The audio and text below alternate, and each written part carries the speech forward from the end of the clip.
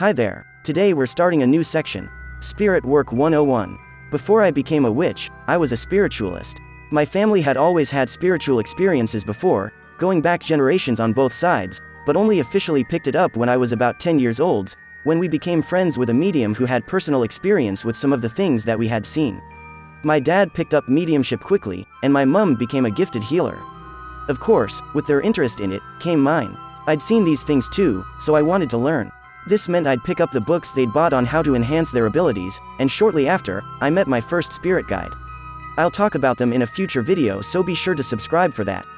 They're pretty funny and really good at getting their points across, whether I'm willing to listen in that moment or not. So, I'm gonna tell you the number one thing that you absolutely 100% must know, that I wish I'd know properly before I started this. Whenever I read about this topic, it always came at the end of the section on how to make contact with spirits, and for some reason, I struggled with it. The thing I struggled with? Grounding.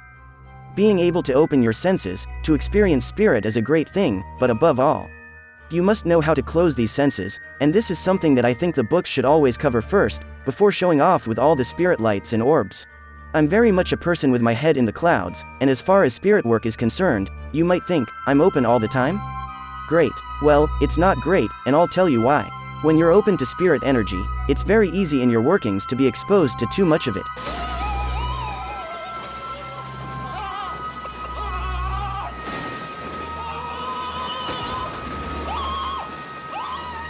The side effects of this are less than pleasant. I get dizzy, tired, I start to feel spaced out, like I'm floating, my awareness of things around me can get hazy, and possibly worst of all, it can trigger panic attacks, and these are just the effects of channeling too much energy. That's why grounding is something that is very important for spiritualists and witches to learn. Once we've gathered energy, we need to will it, direct it, and then close those senses off. This is for a couple of reasons. For a spiritualist, it's as simple as stranger danger. Molly, you in danger, girl. Aside from the symptoms that I described that you might experience, there are spirits to consider. Like with the physical world, there are good spirits and bad, like there are good people and bad people, and the bad ones can connect themselves to you, drain your energy, make you feel ill and follow you home, and you might not even notice they're there until it's too late. For witches, there's an added level to this, as you have other witches to consider. If you've ticked one off, they might try to curse or hex you, and again, you won't notice until it's too late. So closing your senses and bringing in protection is the most important thing that any witch or spiritualist can learn. There are a number of different ways to go about grounding yourself, and you don't have to have been doing spirit work previously in order to do this.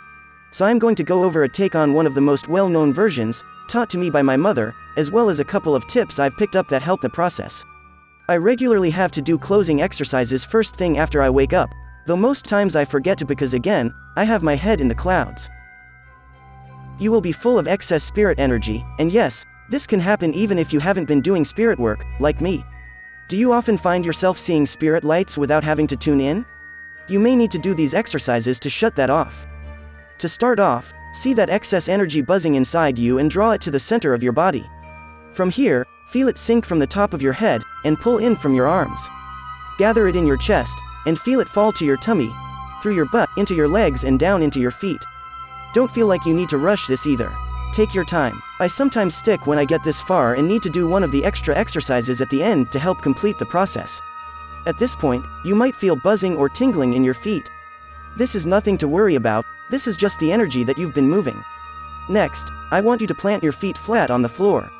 Imagine that you're standing directly on the earth. Do you know how trees have roots? Imagine roots made of light growing down, out of your feet, deep into the ground and spreading. And when you feel that they've grown enough, push the energy out of your feet and into the ground. See it seep through your roots and disperse into the earth. Your roots growing dim as you do. Now leave the roots there with the intention that any further excess energy will filter down the roots. You're almost done. From here, you're going to imagine yourself sparkling with a white light. Nothing can get through to you through the light. You're safe there. But we also want to verbalize it, whether it's aloud or in your head is fine, but regardless, tell spirit that you are closing now. You don't want them near you. You want to be left alone. It helps at this point if you have a faith structure, a deity or a guardian that you can fall back on. Spirit mediums don't just close and hope for the best, They'll ask their guides to enhance their work and keep all spirit energy away from them. Don't worry if you don't have a spirit guide, we can handle that. In 99% of religions, your deity will be more than happy to protect you if you just ask for them to be there. The problem with being a creature that's been blessed with free will is that you have to actively use that will to ask your deity to come into your life. They gave you free will. They aren't going to go treading on your toes without you asking for them. Aside from deities, angels show up in a number of religions, especially the Abrahamic ones, but regardless, angels are like the messengers of your creator, whoever they might be. You could be of any faith, and if you believe in angels and call them to you, then they will come. They aren't going to judge you, or leave you to fend for yourself even if you come from a religion that doesn't seem to have angels in them. For the purpose of protecting yourself, call upon the Archangel Michael. He's the angel of protection and comes with a great big fiery sword to do just that. He'll set you right. I'll cover angels more in a future video, so don't forget to like and subscribe.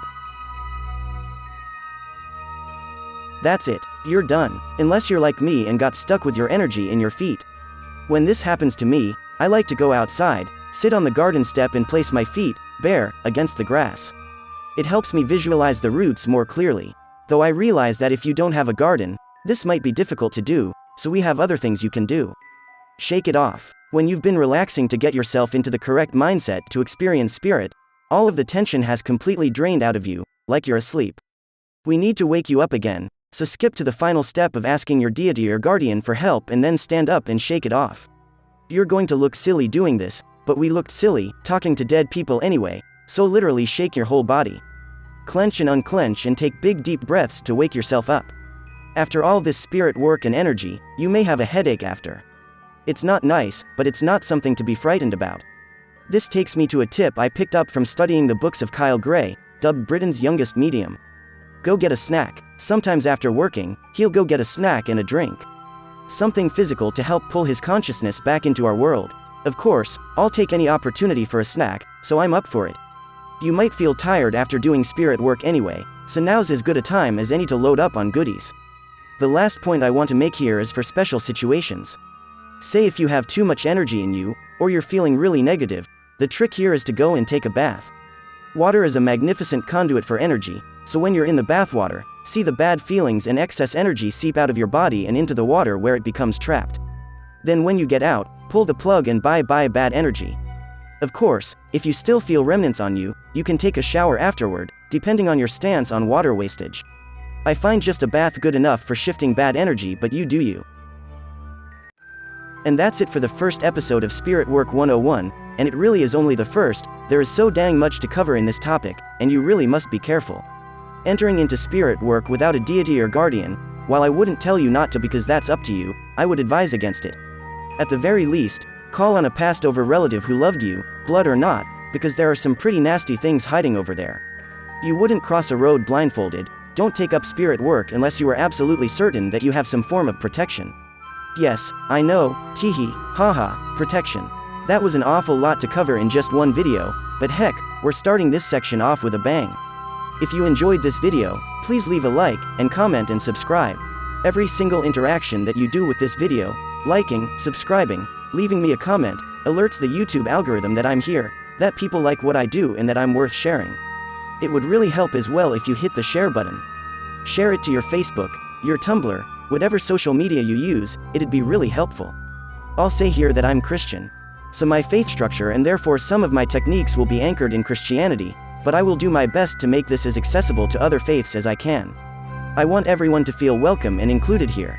To finish up, I'll definitely cover angels at some point in the future. One of my guardians is in fact an angel and I do a lot of work with them. I've always been pretty good at it. We'll also cover manipulating and shaping energy at some point and raising your awareness of it. But above all, I want to know what you want to see videos about, so please, leave me a comment saying what you liked, what you would like to see, and stay safe. Blessed be.